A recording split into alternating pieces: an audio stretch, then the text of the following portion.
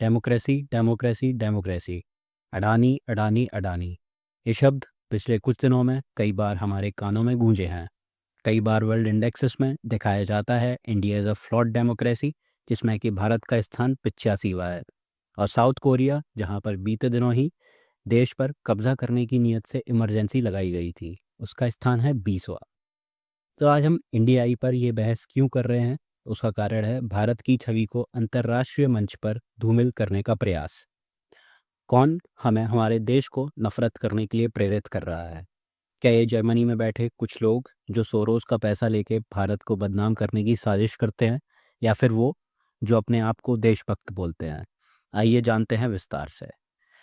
कुछ दिनों पहले ही भारत के बड़े उद्योगपति पति अडानी को अमेरिका ने बदनाम करने की एक नाकाम साजिश की। और भारत में अडानी को बदनाम करने के लिए जिस संस्था की रिपोर्ट का सहारा लिया गया था, वो संस्था थी OCCRP। ये संस्था बनाई गई थी कुछ खोजी पत्रकारों द्वारा। इस संस्था का आप नाम याद रखिए, OCCRP। ये आगे काम आएगी। इसने कुछ बड़े खुलासे किए हैं, जैसे कि पनामा पेपर्स लीक। तो अब आप OCCRP के बारे में कुछ जानने लगे हैं। अभी हम आपको और जानकारी देते हैं, जैसे कि कौन है इसके स्पॉन्सर्स, कौन करता है इनकी फंडिंग। नाम है Ford foundation, golden globe, open society और भी कई बड़ी संस्थाएं। आप इनकी वेबसाइट पर जाकर ये जानकारी और पढ़ सकते हैं। आपने गौर किया, इनका एक स्पॉन्सर है ओपन सोसाइटी। ये है इस कहानी का पेज। पहचाने? अगर नहीं पहचाने तो आपको बता दें, ओपन सोसाइटी को फंड करते हैं जॉर्ज सोरोस। ये वही सोरोस हैं जिन्होंने अपनी जिद में कई देश तबाह कर दिए।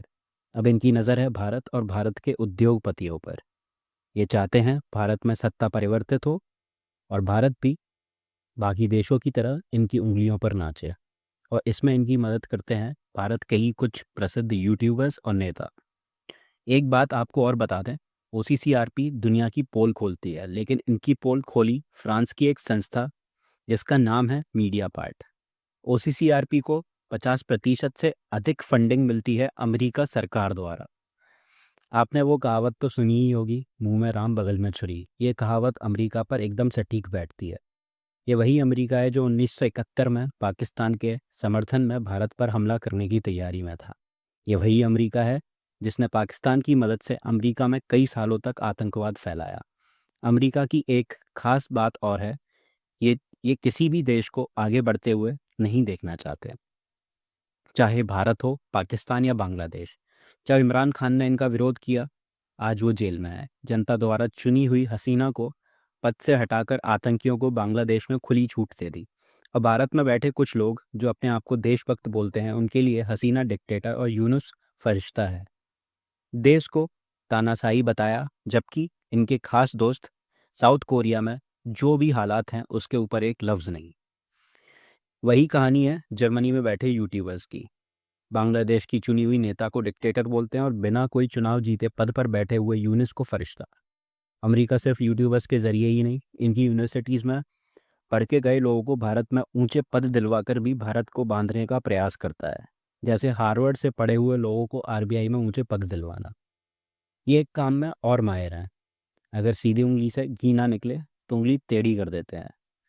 मध्य पूर्व के आधे से ज़्यादा देशों में जहाँ पर भी तेल या गैस के भंडार हैं, वहाँ या तो इन्होंने सरकार अपने हिसाब से बना रखी है या तबाही मचा दी है। चाहे वो सीरिया हो, लेबनान या इराक, या अभी खबरों में चल रहा है सीरिया।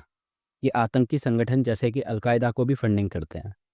और अगर तबाही नहीं मचा पाते तो सरकार को कमज़ोर करने की कोशिश करते हैं, जैसा कि भारत में आप अभी देख सकते हैं। अगर सरकार चलाने के लिए आपको गृह मंत्रालय और रेल मंत्रालय जैसे मंत्रालय अन्य पार्टियों को देने पड़े, तो यहीं पर देश का विकास थमने लगता है। इस वीडियो को बनाने का मकसद केवल यही है कि आप बाहरी ताकतों को अपने देश में हस्तक्षेप ना करने दें, चाहे वो जर्मनी से हो या अमेरिका से। आप संयम के साथ देश के साथ खड़े रहें और देश को मजबूत बनाने में सहायता करें। आज के लिए बस इतना ही। देखते रहिए इंडियाई। धन्यवाद।